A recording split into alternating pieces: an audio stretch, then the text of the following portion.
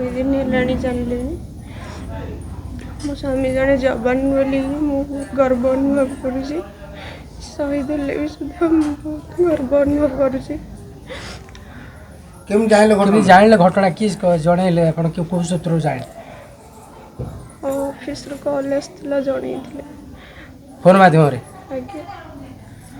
कोन कहले हॉस्पिटल रे पड़ी देह खराब जो कोठी कोठी अछंती बोली कहले रे अछले। अच्छा कोन करथिले से आगुरु से जन जवान सैनिक थिले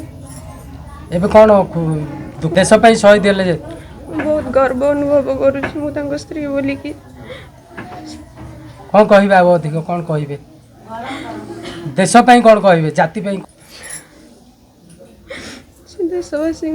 शहीद होती आज से बहुत गर्व अनुभव कर स्त्री बोली